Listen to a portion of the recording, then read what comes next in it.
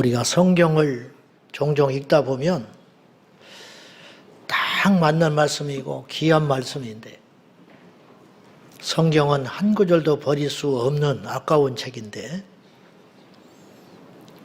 우리가 사람인지라 말씀을 읽다 보면 정말 이렇게 살 수 있을까? 좋은지는 알겠는데 이렇게 살 수만 있으면 얼마나 좋을까? 그렇지만 이렇게 살 사람이 정말 있을까? 그런 구절을 만날 때가 있어요.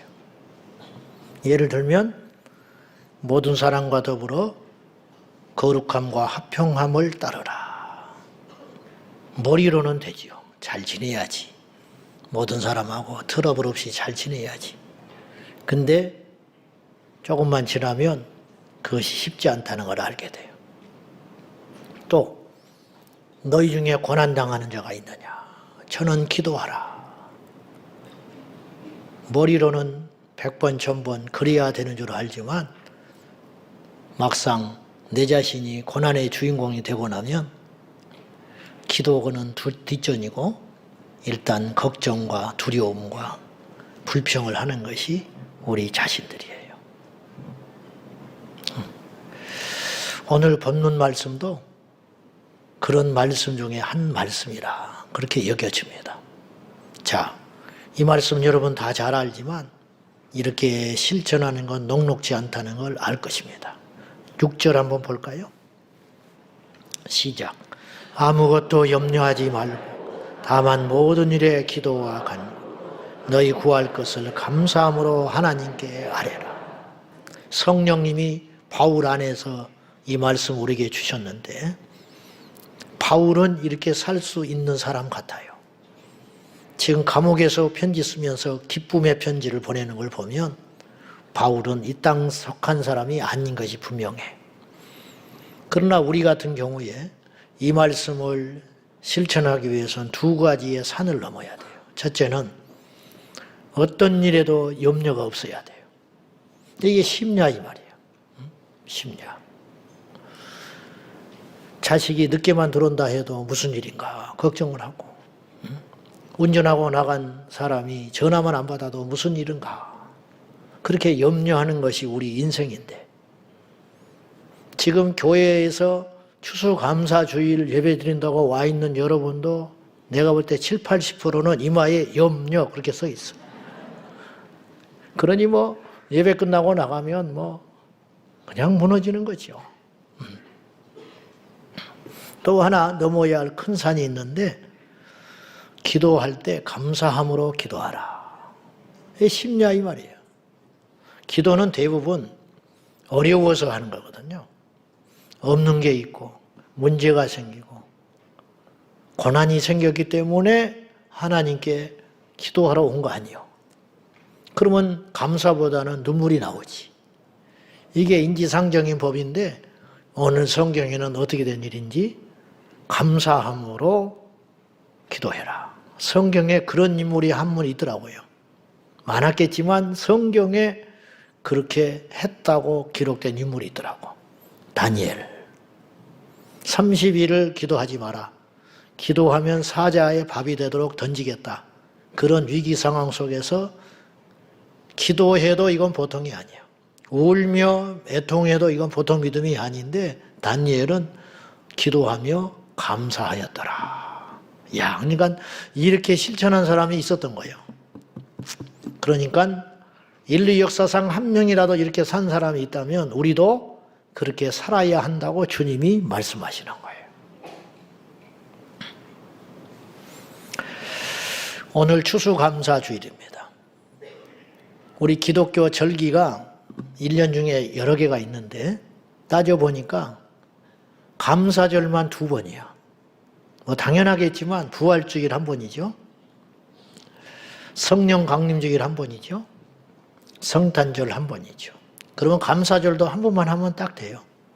마지막에 가서 한 해를 감사하면서.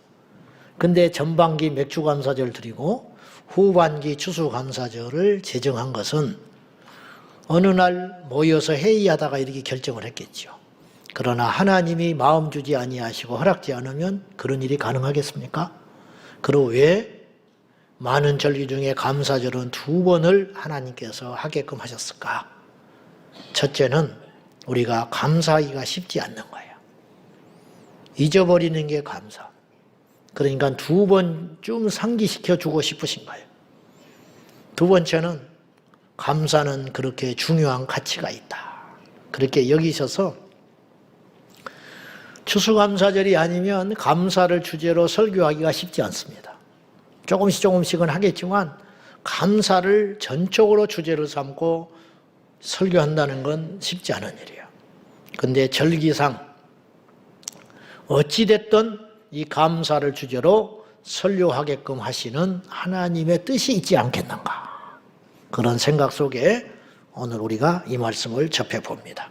그래서 감사는요, 믿음 없이는 불가능한 일입니다. 믿지 않고 어찌 감사하겠습니까? 또 반대로 감사하는 사람이 어찌 믿음이 없는 사람일 수 있겠습니까? 오늘 6절에 아무것도 염려하지 말고 모든 일에 기도와 간구로 너희 구할 것을 뭐함으로? 감사함으로 아뢰라. 그래서요, 이 감사를 믿음으로 바꿔도 문맥이 전혀 이상하지 않아요. 자, 보세요. 아무것도 염려하지 마라. 그리고 모든 일에 너희 구할 것을 믿음으로 하나님께 아뢰라. 그렇게 써 있어도 이상한 것을 발견할 수 있어요, 없어요? 없지요. 그러니까 믿음은 곧 감사다. 감사는 믿음으로 표현될 수밖에 없다. 그런 결론에 조심스럽게 도달하게 되는 것입니다. 서양 격언에 사랑하는 것과 기침은 속일 수 없다. 참을 수 없다라는 말이에요. 사랑하는 사람이 어떻게 숨기겠어요? 그 좋은 일이. 기침을 무슨 수로 속여요? 때려 죽인다 해도 기침은 나오게 돼 있어요. 기침을 무슨 수로 사람이 참습니까? 여러분, 믿음하면 감사가 따라와야 한다는 거예요. 이게 감사가 믿음의 결과요, 열매라는 거예요. 나는 믿어. 근데 불평이 많아. 그건 있을 수 없는 일이라는 거예요. 기침을 어떻게 참냐는 거예요. 믿는데 어떻게 감사가 안 일어날 수 있겠냐는 말이에요. 감사는 모든 시험과 모든 마귀의 공격을 가장 효과적으로 막을 수 있는 영적인 방패라고 믿습니다. 감사하는 자를 마귀 어떻게 건드리겠어요? 누가 마귀가 발을 탁 걸어가지고 넘어뜨렸어. 넘어지면서 감사해요 그래. 구덩이를 파놨어. 구덩이에 쑥 빠져버렸네. 근데 나오면서 감사하다는 거야. 누가 막 그 사람을 욕을 하고 조롱을 했어. 그런 소리 듣게 하셔서 감사하대. 이거 뭐 마귀가 해볼 수가 없죠. 그러다가 떠나게 되는 것이죠. 이게 감사의 능력이라는 거예요. 화려하지 않아도, 대단하지 않아도, 소박해도 우리가 감사할 수만 있다면 얼마나 위대한 믿음의 사람이 되겠습니까? 제가 교회에 나가서 주님을 만나기 전에 종교생활 한 거예요. 이 중에도 그런 분이 있을 수 있어요. 충분히 이해하지만 빨리 종교생활 졸업하라. 내가 이제 그렇게 맨날 이야기하는데 제가 그래 봤으니까 종교생활을 하는 중에 하나님을 머릿속으로만 알고 있었던 거죠. 그때까지. 그런데 명절이 됐는데 명절 때 객지에 나간 그 교회 출신, 그러니까 그 교회를 다닌 분은 아니에요. 내가 보니까. 그 지역의 출신인데 어떤 분이 객지에 가서 예수님을 믿고 명절이라 고향 교회에 온 거예요. 그래서 전도사님이 수요 예배 날이었는데 그분을 잠깐 세워서 간증을 시켰어. 아마 설교하기 싫어서 그랬던 것 같아, 내 생각에.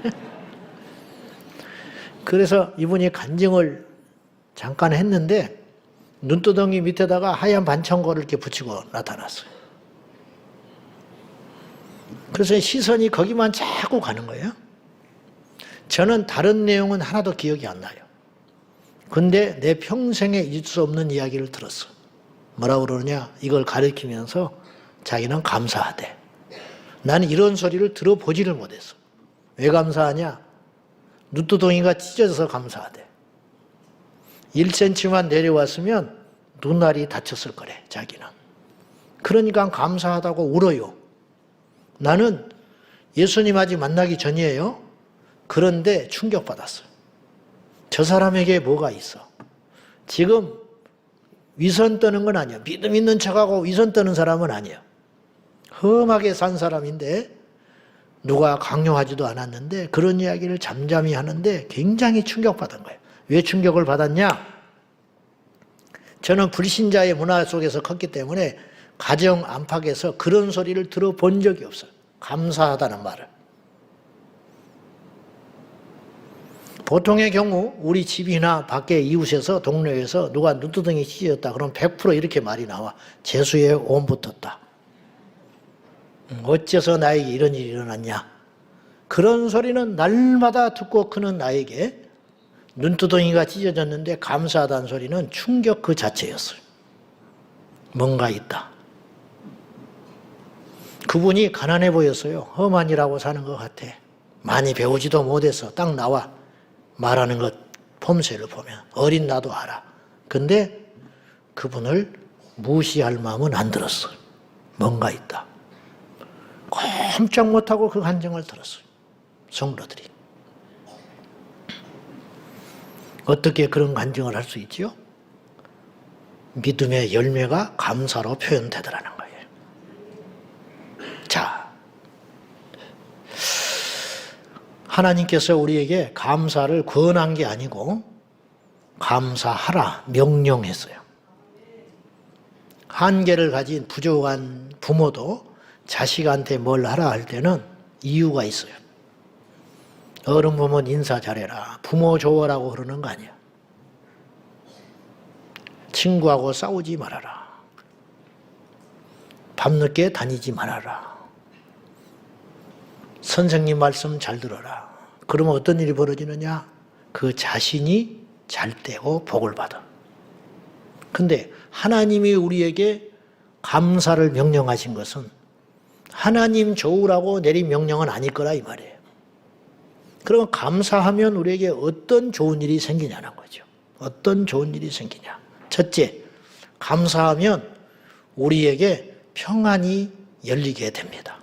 평안이 시작된다는 거예요. 평강. 오늘 7절 말씀 보실래요? 한번 봅시다. 다 같이 시작. 그리하면 모든 지각에 뛰어난 하나님의 평강이 그리스도 예수 안에서 너희 마음과 생각을 지키시리라. 염려하지 않고 감사함으로 기도를 하면 하나님이 어떤 일을 주시느냐, 어떤 응답을 주시느냐, 다른 것 아니고 평강을 주신다는 거예요. 그래서 평강은 응답의 본질이다 볼 수 있어요. 문제가 그대로 있고 달라진 건 하나도 없고 심지어는 더 악화됐음에도 불구하고 기도를 하고 났더니 내 마음속에 이해할 수 없는, 생각할 수도 없는 든든함과 평강이 밀려온다. 그리하면 응답이 되었다고 믿으라는 거예요. 그러면 이길 수 있다라는 거예요. 그래서 이 평강은 감사할 때 주시는 하나님의 특별한 선물이라 그런 뜻이에요. 그래서 평강은 밖에서 내가 살 수 있는 게 아니에요. 노력해서 얻을 수 있는 게 아니에요. 평강은 돈으로 살 수 있는 게 아니에요. 평강은 힘을 써서 뺏어올 수 있는 게 아니에요. 평강은 그러면 어떻게 생기느냐? 하나님께서 우리에게 부어주시는 것이라는 거예요. 평강은 누가 주신다고요? 하나님이 주신다. 욥기서 24장 23절 보세요. 시작. 평안을 주시며 지탱해 주시나 그들의 길을 하나님께서 우리에게 평안을 주신다는 거예요. 우리가 받아야 평안이 생긴다는 거예요. 하나님이 주시지 않으면 아무리 노력을 하고 힘을 써도 평안해질 수 없다. 이것이 성경의 가르침이에요. 사람들도 이걸 어느 정도 인정해요. 그래서 안 된다는 걸 알고 있는 거예요. 그래서 억지로 되냐 그래요. 마음의 안정감과 평안이 억지로 되냐? 안 돼요. 하나님이 부어 주셔야 된다는 거예요. 더 구체적으로 요한복음 14장 27절에 말씀하셨어요. 시작. 평안을 너희에게 끼치노니 곧 나의 평안을 너희에게 주노라. 세상에 주는 것 같이 아니하니라. 너희는 마음에 근심하지도 말고 두려워하지도 말라. 다른 사람들이 너에게 주는 평안같이 보이나 그건 가짜라는 거예요. 조금 지나면 없어져 버리는 거. 그리고 상대적이기 때문에 또 다른 사람과 이렇게 지내다 보면 금방 증발해 버리고 없어지는 것이 그때뿐이야. 그때뿐. 그런데 내가 너희에게 주는 평안은 그런 평안이 아니라, 그런 시시한 평안이 아니라 어떤 경우에도 없어지지 않는 평안, 어떤 경우에도 무너지지 않는 평안, 어떤 경우에도 지탱할 수 있는 평안을 너희에게 끼치노라, 주노라, 그런 뜻이. 그런데 주님이 이렇게 말하신 거예요. 나의 평안을 너희에게 준다. 나에게는 그 평안이 있다, 그런 뜻이에요. 주님이 어떤 평안을 갖고 계셨나? 주님은 우리가 당하는 조롱과 고통과 불편함은 상대도 안 될 정도로 주님은 억울한 일을 겪으시고 실제로 육체적 고통을 당하시고 조롱을 받으시고 그러한 생애를 평생 사셨어요. 그럼에도 불구하고 우리 주님은 누구를 미워하지 않았어요. 흥분하지 않으셨어요. 변명을 하지 않으셨죠. 하나님의 아들이니까 그렇겠죠. 근데 그렇게 할 수 있었던 그 힘은 어디서 온 것이냐? 평안하니까. 자기 안에 평안이 있으니까 변명할 필요 없지요. 자기 안에 평안함이 있으니까 싸울 필요 없지요. 자기 안에 평안이 있으니까 어떤 말에 흔들릴 필요 없이 십자가로 묵묵히 걸어갔다는 거예요. 이게 뭐냐? 예수님이 가지셨던 평안이라는 거예요. 이 평안을 오늘 우리에게 주시겠다고 약속하는 것입니다. 근데 모든 사람이 받을 만한 평안이 아니라 믿는 자에게 주시는 평안, 그리고 감사하는 자에게 주시는 평안인 줄로 믿습니다. 우리가 하나님 앞에 믿음으로 감사하면 그때부터 우리의 삶에 평안의 삶이 시작될 줄로 믿습니다. 이 평안의 복이 임하기를 축원합니다. 두 번째, 감사하면 어떤 열매를 거두게 되느냐? 기쁨의 열매를 거두게 됩니다. 이 단어라고 하는 거는요, 조합이 있어야 되는 거야. 조합. 무슨 말이냐? 어떤 말이 나오면 따라다니는 말이 있어요. 사랑의 비극, 그거는 영화 제목에 나는 소리지 현실 속에는 있을 수 없는 소리야. 사랑하는데 어떻게 비극이, 사랑이 이루어지지 않으니까 비극이지. 그러니까 사랑의 비극 없어요. 사랑의 기쁨, 사랑의 행복, 그 말은 맞지. 이처럼 단어는 조합이 있다는 거예요. 전쟁의 행복, 전쟁이 어찌 행복하겠어? 전쟁의 치열함이지. 전쟁의 비극이지. 이겨도 비극, 상대를 죽였기 때문에. 그래서 전쟁하면 이기는 사람이 없는 거지. 근데 전쟁을 어떻게 행복이라고 묘사할 수 있겠어요? 그런 말은 없어요, 이 세상에. 가볼 만한 지옥. 말이 안 되죠. 지옥을 어떻게 가볼 만하겠어? 그러나 소설에는 그렇게 말을 할 수는 있다, 이 말이에요. 그러면 감사에 따라 붙은 말이 뭘까? 감사의 슬픔? 안 된다는 거야. 그런 말은 없다는 거야, 이 세상에. 감사하면 자동으로 따라오는 단어가 있다. 그게 뭐예요? 기쁨이라는 거죠. 여러분 감사해봐요. 슬퍼요? 감사하면 기쁨이 우리 안에 밀려온다는 거지. 요새 우울증이 심각합니다. 이걸로 일어나는 경제적 손실, 직장생활 못하고 학교 못 다니고 병원 치료받는 건 아무것도 아니에요. 약이 문제가 아니고 이걸로 일어난 우리나라의 어떤 그 비용이라고 하는 거는 셀 수도 없이 많을 거예요. 아마 공식적으로 우울증이 있다, 공황장애가 있다, 이런 분들 빼고 지금 검사를 해보면 우울증이나 공황장애를 앓고 있는 사람이 전 국민의 30%는 되지 않을까. 남녀노소를 막론하고. 그런데요, 이론적으로 힘들지만 한번 가정을 해볼게요. 하루 종일 우울증 걸린 사람은 비가 와도 우울해. 그럼 비가 그치면 좋아져야 되는데 비가 그쳐도 우울해. 날이 흐리면 우울해. 그러면 햇빛 나면 기뻐해야 되는데 햇빛 나면 커튼으로 가려버려. 밤에만 우울하면 되는데 낮에도 우울해. 혼자 있을 때도 우울하고 사람을 만나도 우울해. 사람 만나서 우울하니까 혼자 파고 들어가면 기뻐해야 되는데 그것도 안 되는 거죠. 그러니까 항상 우울하고 범사에 우울하고 밤이나 낮이나 우울한 게 우울증이라. 근데 이 우울증을 약을 먹는다. 그건 일시적 효과겠죠. 근본적으로 해결 못해. 근데 이제 이론적으로, 이건 제가 여러분들 뭐 위로도 안 되는 말이지만은 보십시다. 만약에 어떤 우울증 환자가 1년 365일을 감사만 한다면, 내가 오늘부터 감사해야겠다. 내가 어떤 일이 있어도 감사할란다.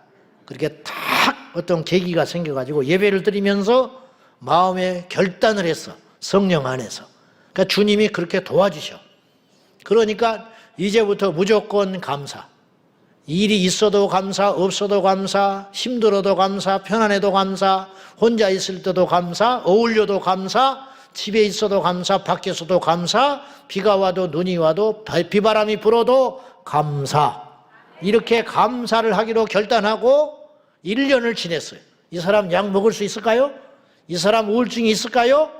100% 우울증 벗어납니다. 여러분, 빛이 오면 어둠이 못 견뎌요. 햇볕이 쬐면 추위가 못 견딜 거 아니에요. 감사하면 기쁨이 밀려오는데 우울증이 무슨 수로 그 사람의 영혼의 마음속에 자리 잡을 수가 있겠습니까? 근데 이제 이거는 무시간 소리일 수 있어요. 전공한 의사 선생님들은 웃을 거예요. 그러나 이론적으로 그럴 수 있다면 정말로 밤낮으로 눈만 뜨면 감사하고 눈을 감을 때도 감사하고 그렇게 이제 눈 떠 있는 동안에 계속 감사하면 꿈에서도 감사하게 되는 거지. 나를 완전히 지배하니까. 만약에 그럴 수만 있다면 이 사람은 우울증과 공황장애를 100% 해결할 수 있다고 저는 확신해요. 그러므로 감사는 뭘 가져오느냐? 반드시 기쁨이 따라다닌다.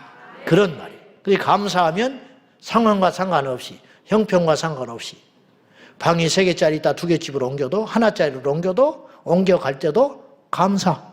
감사하면 기쁨. 옛날에 우리 젊은 친구들은 잘 모르지만 흑백 텔레비전 때부터 오래된 유머 프로그램이 하나 있었어요. 제목이 웃으면 복이 와요.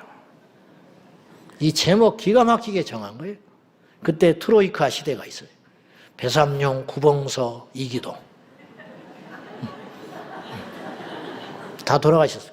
뚱뚱이 이기동, 홀쭉이 배삼룡. 들어는 봤어요? 네, 우리는 알지.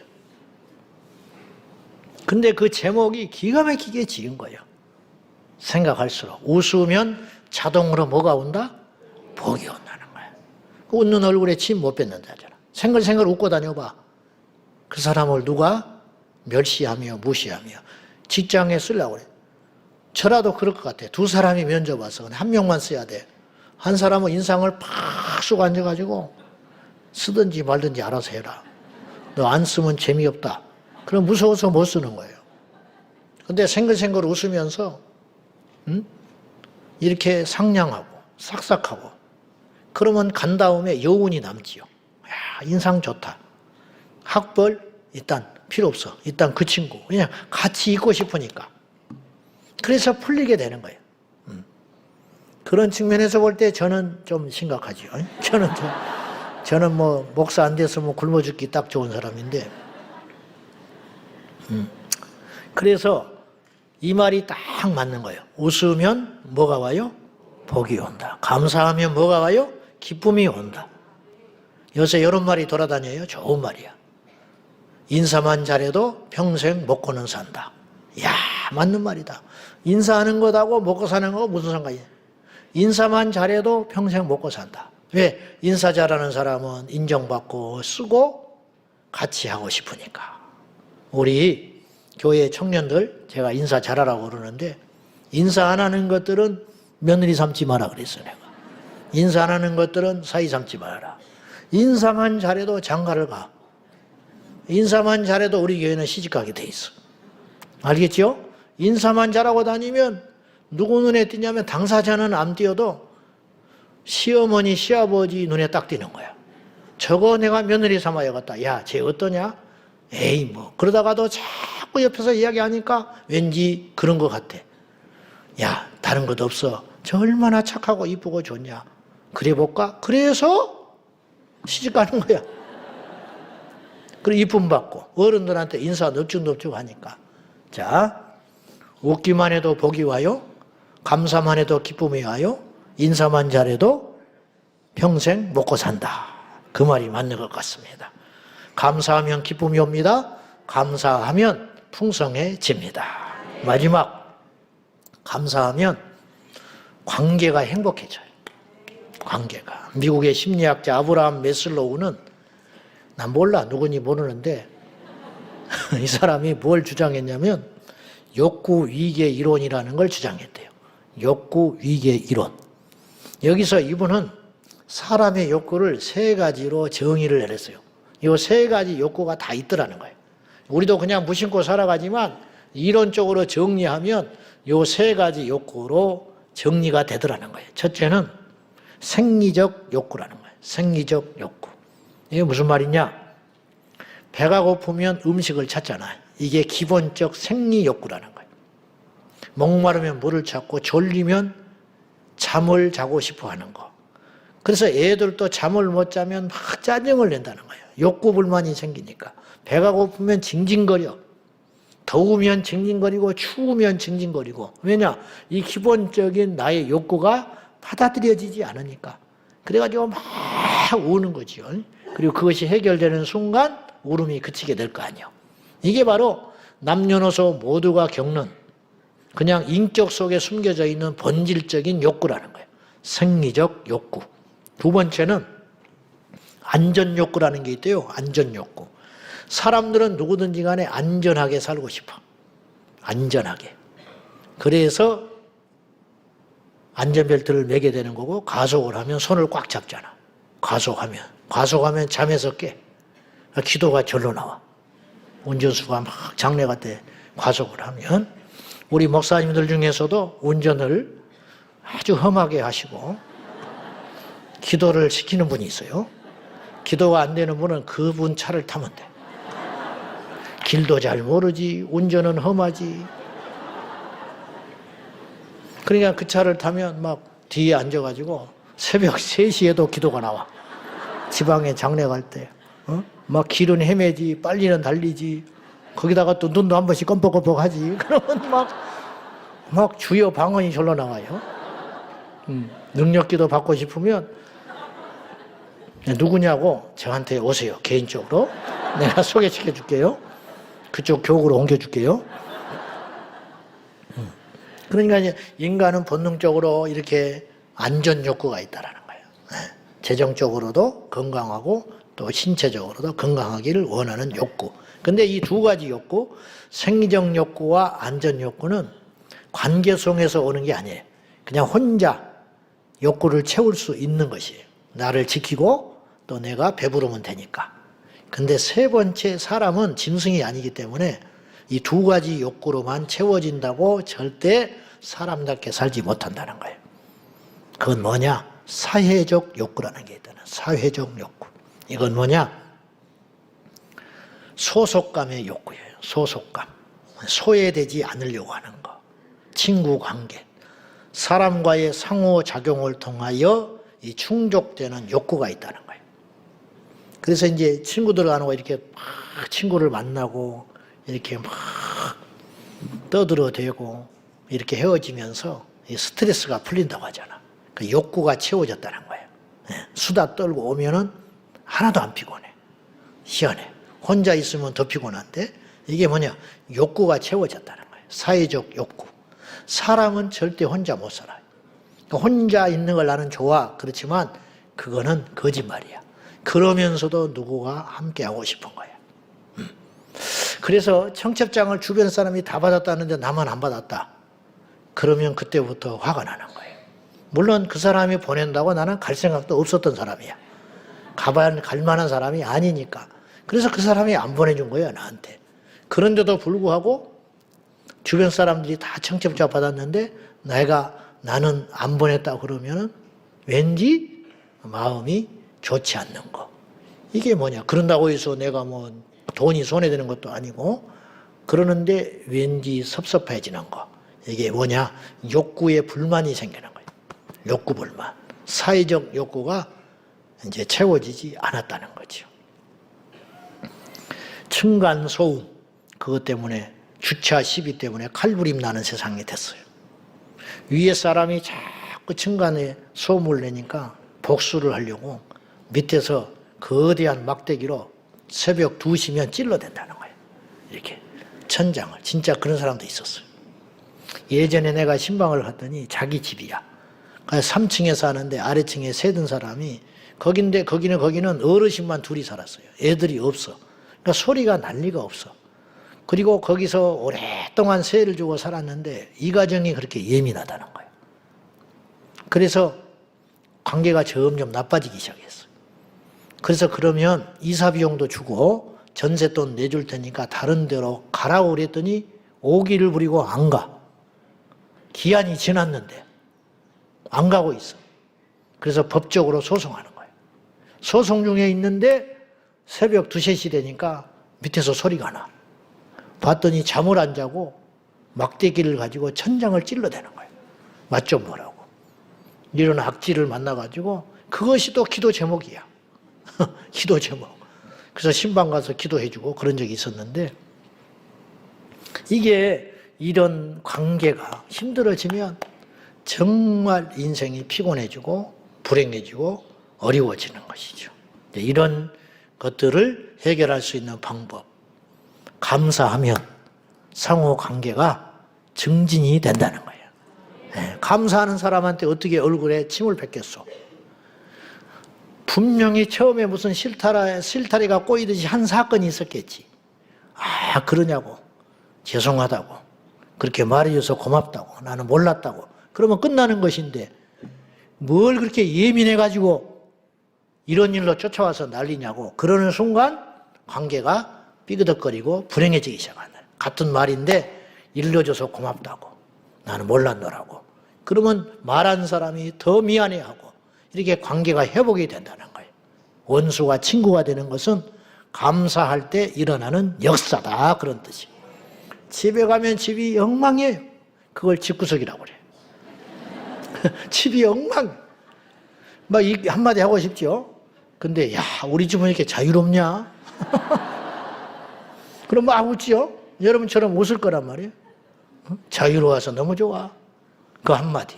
관계가 증진이 되는 거지. 관계가. 반찬이 하나만 있어. 야, 알뜰하다. 알뜰해. 알지요, 자기도.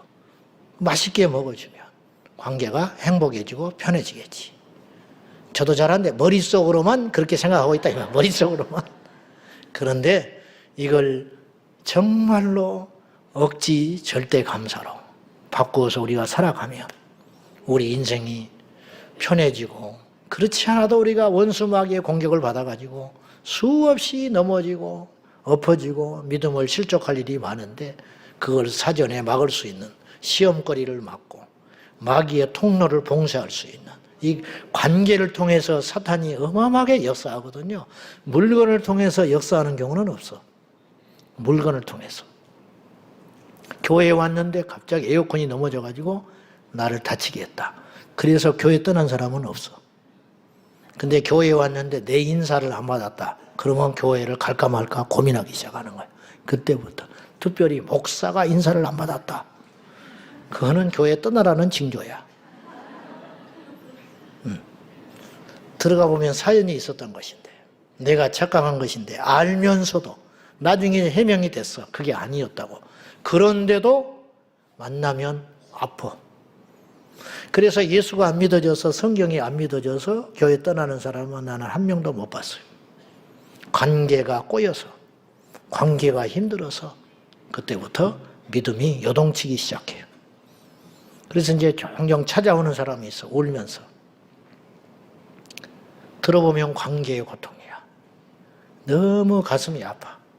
내가 대신 해줄 수도 없고, 둘 사이를 불러다가 화해를 시켜도 봤지만 내가 19년 목회하면서 느낀 것인데, 그렇게 해서 화해된 사람이 한 명도 없었어. 더 싸워. 그래서 벙어리 냉가슴 앓듯이 누구 편도 못 들고 기도하고 그냥 있는 거예요. 그냥 있는 거예요. 그러다가 한 명이 떠나.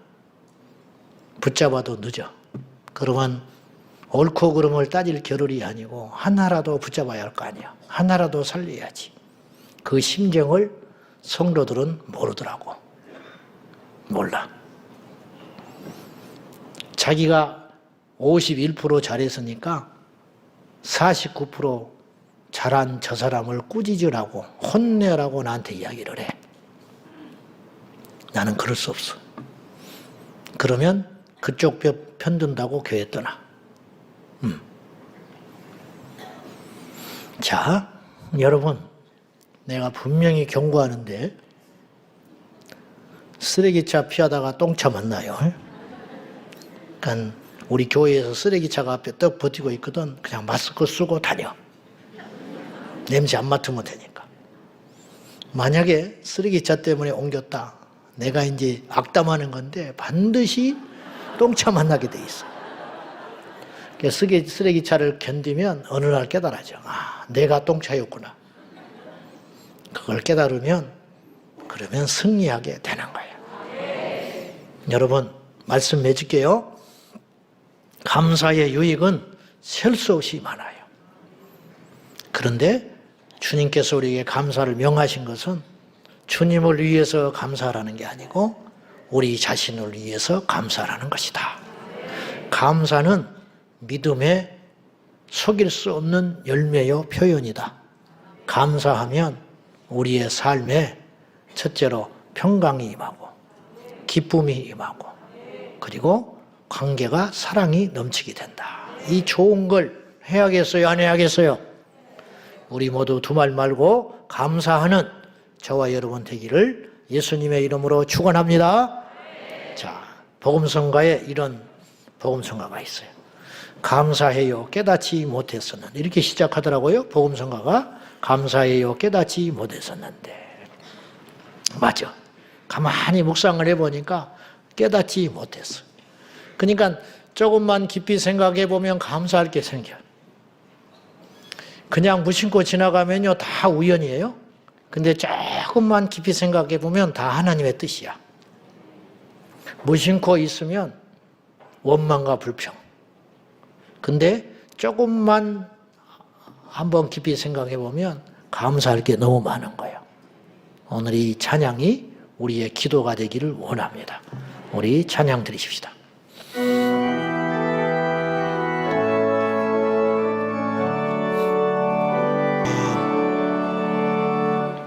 하나님 감사합니다.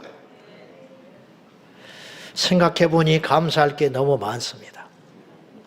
원망의 입술이 중단되고 감사의 찬양이 시작되는 빛나고 놀라운 기적 같은 인생이 우리에게 펼쳐지게 하여 주옵소서.